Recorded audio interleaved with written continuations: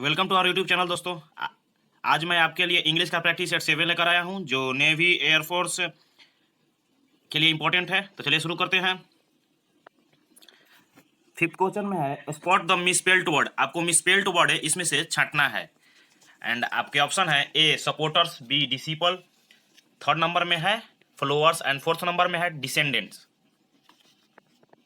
So the correct answer is, जो इसका correct answer होगा यानी जो गलत लिखा हुआ है वर्ड है वो सेकंड नंबर यानी डिसिपल है।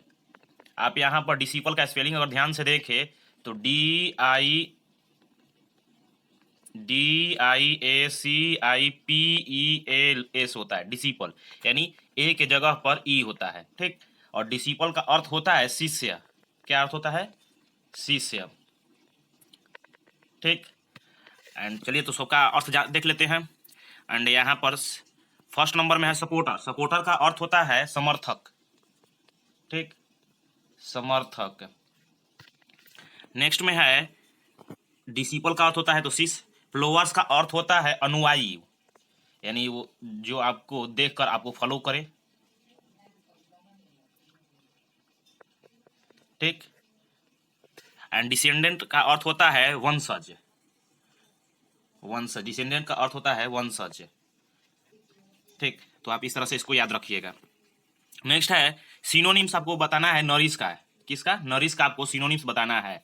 एंड आपके ऑप्शन है ए नोवायस, दूसरा डिफाई, तीसरा नर्चर एंड चौथा प्रॉमिस। ठीक, सो द करेक्ट आंसर इज, जो 6 का करेक्ट हो जाएगा वो थर्ड नंबर यानी नर्चर। चलिए तो देखते हैं कि नरिश का अर्थ क्या होता है। नरिश का अर्थ होता है पालन पोषण करना। क्या? पालन पोषण करना या ब्रिंग अप करना, इसका सिनोनिम्स हो जाएगा ब्रिंग अप। उसका भी अर्थ होता है पालन पोषण करना। तो आप इस तरह से एक दूसरे से रिलेट कर सकते हैं। और जो यहाँ पर नर्चर है इसका भी अर्थ होता है पालन पोषण करना। ये दोनों का अर्थ होता है पालन पोषण करना। और एक इसका एक और सिनोनिम्स होता है ब्रिंग अप। ब्रिंग अप उसका भी अर्थ होता है पालन पोषण करना। ठीक, और नोवायस का अर्थ होता है नौसिखिया। क्या अर्थ होता है? नौसिखिया। नौसिखिया, नौसिखिया। आप इसको नूब भी कह सकते हैं, NWB, नौसिखिया। ठीक, डिफाई का अर्थ होता है अवहेलना करना या मना करना। डिफाई का अर्थ होता है अवहेलना या मना करना। आप इस तरह से इसको याद कर सकते हैं डिफाई यानी एक्सेप्ट, इसका अपोजिट वर्ड हो जाएगा। नेक्स्ट है आपको 7th नंबर में एंटोनिम्स बताना है। किसका? तो कॉन्गिसेंस। कॉन्गिनेंसेंस का आपको सिनोनिम्स बताना है। आपको एंटोनिम्स ऑफ कॉग्निसेंस, कॉग्निसेंस का आपको एंटोनिम्स बताना है। ठीक, यानी एंटोनिम्स यानी विलोम शब्द। एंड आपके ऑप्शन है ए रिफाइंड, दूसरा रिकॉग्नाइज, तीसरा डाइवोर्स एंड चौथा इग्नोरेंस है। ठीक, तो 7th का करेक्ट आंसर हो जाएगा, जो 7th का करेक्ट होगा आपका, 7th का जो करेक्ट हो जाएगा 4 नंबर यानी कॉन्गी। आप यहाँ कॉन्गिनेसेंस का अर्थ क्या निकालते हैं यानी इसका आपको नहीं मालूम है तो आप यहाँ पर किस तरह से आप याद कर सकते हैं। तो पहले आप ऑप्शन देखिए। रिफाइंड, रिफाइंड का आपको मालूम होना चाहिए ये परिकृत होता है। रिकॉग्नाइज, इसको भी तो आप सिंपल ये मालूम होना चाहिए कि आपको ये रिकॉग्नाइज यानी पहचानना, जानना। ये होता है डाइवर्जेंस। डाइवर्जेंस का अर्थ होता है विभिन्न। ठीक, डाइवर्ज से डाइवर्जेंस बना है। ठीक, तो आप उस तरह से इसको बना सकते हैं। और ये कॉग्निसेंस का अर्थ होता है ज्ञान। कॉग्निसेंस का अर्थ होता है ज्ञान, क्या? ज्ञान या संज्ञान। ठीक, और इग्नोरेंस का अर्थ होता है संज्ञान, सॉरी अज्ञान। इसका अर्थ होता है अज्ञान। ठीक, तो ये इसका अपोजिट वर्ड हो जाएगा यानी एंटोनिम्स हो जाएगा। नेक्स्ट है 8 नंबर में choose the voice of the flowing. आपको इसका वॉइस बनाना है। आई कैन परफॉर्म इट, इसका वॉइस बनाना है। एंड आपके ऑप्शन है फर्स्ट नंबर में I can be performed by it. Second number में है it can be perform by me, it can be perform by it. Third number में है it can be performed by me. And fourth number में है it could be performed by it. So the correct answer is, जो 8 का correct होगा वो third number यानी it can be performed by me. और आपको मालूम होगा कि जो सेंटेंस में जिसका वॉइस बनाना होता है उसका ऑब्जेक्ट यहाँ पर जब वॉइस चेंज करेंगे तो उसका सब्जेक्ट बन जाता है। और जो सब्जेक्ट होता है जिस सेंटेंस का वॉइस बनाना होता है तो उसको ऑब्जेक्ट लगा देते हैं यानी बाई मी में करके ऐड कर देते हैं। यानी बाई मी, बाई के साथ मी ऐड कर देते हैं। ठीक, तो अगर हम इसको देखें तो I can performed by it, ये तो सेंटेंस ही सेम टू सेम उतार दिया है, लेकिन यहाँ पर बी ना तो यहाँ चेंज किया है और ना ही इसको चेंज किया है, तो ये गलत हो जाएगा।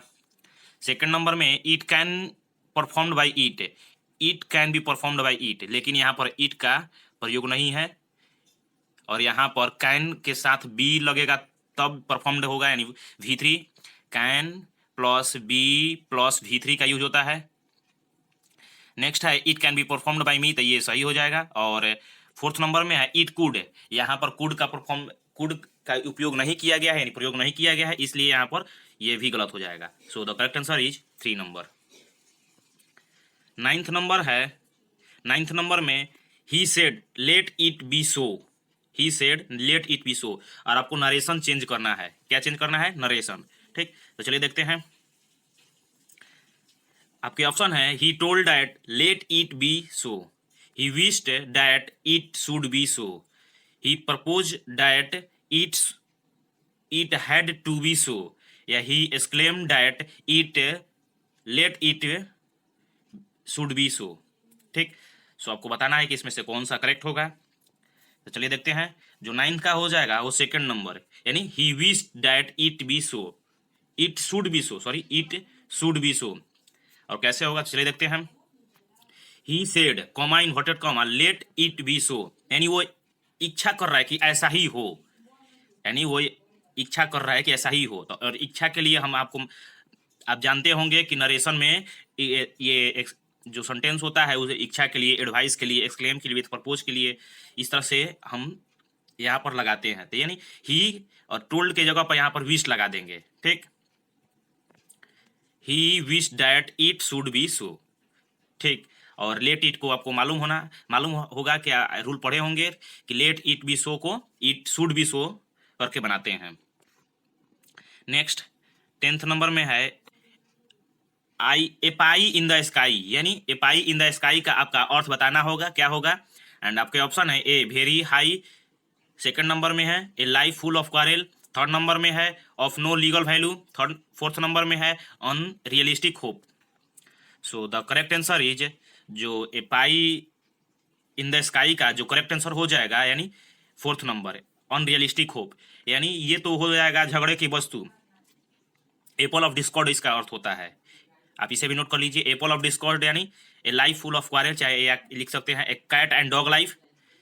मैं आपको ये पढ़ा चुका हूं कि ए कैट एंड डॉग लाइफ का अर्थ होता है a life full of quarrel. ठीक, और ये Apple of pi in the sky इसका अर्थ होता है अनरियलिस्टिक होप। आप इस तरह से याद कीजिए इसको कि एक पाई इन द स्काई, यानी एक पाई पारना है आपको, एक पाई ड्रॉ करना है आसमान में। ये रियलिस्टिक नहीं हो, ये रियल नहीं हो सकता है, क्योंकि हम ड्रॉ नहीं कर सकते एक पाई को आसमान में, इसलिए वो रियल नहीं हो सकता है, इसलिए आप इसको अनरियलिस्टिक होप करके इस तरह से याद करने का आप बना सकते हैं इसको ट्रिक। नेक्स्ट है 11th नंबर में give one word of the following, आपको वन वर्ड बताना है जो सेंटेंस लिखा हुआ उसके लिए। एंड आपके a place where the bee are kept, वैसा जगह जहां मधुमक्खियों को रखा जाता है। एंड आपके ऑप्शन है ए एवरी, सेकंड नंबर में है एप्री, थर्ड नंबर में है honey bee, and fourth number में है outfit. So the correct answer is जो 11th का करेक्ट आंसर हो जाएगा वो सेकंड नंबर एप्री। एप्री यानी वैसा जगह जहां मधुमक्खियों को रखा जाता है, यानी जिससे आप छता भी कह सकते हैं, मधुमक्खी का छता। एवरी यानी होता है एवरियन दरबा, जहां मुर्गियों को रखा जाता है। हनी बी यानी मधुमक्खी, और आउटफिट यानी आपका पहनावा हो जाता है। नेक्स्ट है 12th नंबर में आपको फेमिनाइन शब्द बताना है बॉक का, आपको फेमिनाइन शब्द बताना है बॉक का। एंड आपके ऑप्शन है फर्स्ट नंबर में बॉकेस, सेकंड नंबर में है बॉकीथ, थर्ड नंबर में है ड्यू, एंड फोर्थ नंबर में ईल है। So the correct answer is जो आपका करेक्ट हो जाएगा वो ड्यू, यानी बॉक का अर्थ होता है फेमिनाइन होता है ड्यू। ठीक, आप इसे नोट कर लीजिएगा, क्योंकि फेमिनाइन से और प्लूरल से एक ना एक क्वेश्चन हमेशा रहता है। 13 नंबर में है प्लूरल ऑफ बिलीफ, यानी जो बिलीफ है इसका आपको प्लूरल बताना है। एंड आपके ऑप्शन है belief, beliefs, beliefs and believe है। So the correct answer is जो 13 का करेक्ट हो जाएगा वो बिलीफ्स हो जाएगा। क्यों? क्योंकि आपको मालूम है कि RWF रूफ का RWO मैं पिछले वीडियो में करा चुका हूँ, रूफ्स होता है। क्यों? क्योंकि ये कॉन्सोनेंट हो, यदि एफ कोई भी सब्जेक्ट कोई भी वर्ड है आपको एफ से इंड हो और उसके पीछे वॉवेल हो, ठीक, तो उसके पीछे वॉवेल हो, आप यहाँ पर देख सकते हैं, यहाँ पर ओ है और यहाँ पर ई है, तो उसे एस लगाकर प्लूरल बनाया जाता है। आप ये पढ़े होंगे नंबर एंड नाउंस में, तो इसलिए ये इसका सेकंड नंबर करेक्ट हो जाएगा। नेक्स्ट है, मैं यहाँ पर फिर से यहाँ पर ले रहा हूँ एक और आइटम एंड फ्रेजेज, ताकि आपको ज़्यादा से ज़्यादा याद कर सकें। 14th नंबर में है हाई एंड ड्राई।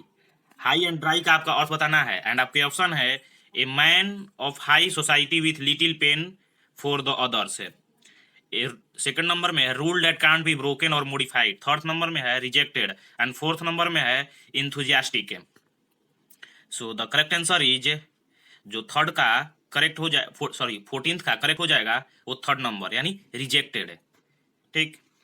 नेक्स्ट है 15 नंबर में आपको बताना है, आपको स्पॉट करना है किसको, तो एरर को स्पॉट करना है सेंटेंस में, एंड आपका सेंटेंस क्या है, ही is in home in English है, ठीक, ही is in home in English, and fourth number में नो एरर।